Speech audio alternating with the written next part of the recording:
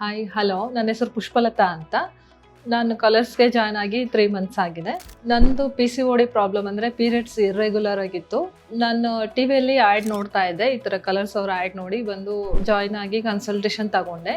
ಈ ಥರ PCOD problem ಇತ್ತು, ನಂದು ವೆಯ್ಟ್ ಗೇನ್ ಜಾಸ್ತಿ ಆಗಿತ್ತು ಮತ್ತು ಸ್ಕಿನ್ನು ಹೇರು ಪ್ರಾಬ್ಲಮ್ ಜಾಸ್ತಿ ಆಗಿತ್ತು.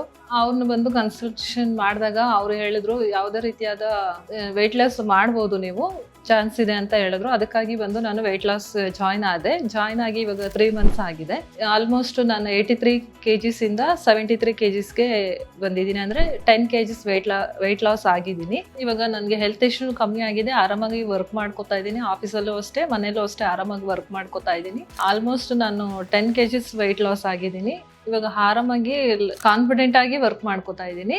ಆಮೇಲೆ ಇವಾಗ ನನಗೆ ಆಫೀಸಲ್ಲೂ ಅಷ್ಟೇ, ಮನೇಲೂ ಅಷ್ಟೇ ಎಲ್ಲರೂ ಕೇಳ್ತಿದ್ರು, ಈ ಥರ ವೆಯ್ಟ್ ಲಾಸ್ ತುಂಬಾನೇ ಸಣ್ಣ ಕಾಣಿಸ್ತಿದ್ಯಾ ಅಂತಾನೆ ಕೇಳ್ತಾ ಇದ್ರು. ನಾನು ಈ ಥರ ಕಲರ್ಸ್ ಅಲ್ಲಿ ಜಾಯ್ನ್ ಆಗಿದ್ದೀನಿ. ಅಲ್ಲಿ ಅವ್ರು ಕೊಡೋ ಗೈಡ್ಲೈನ್ಸ್ ಇಂದಾನೆ ಈ ಥರ ವೆಯ್ಟ್ ಲಾಸ್ ಆಗಿದ್ದೀನಿ ಅಂತ ಎಲ್ಲರಿಗೂ ಇನ್ಫಾರ್ಮ್ ಮಾಡಿದೆ. Thanks for colours BTM branch.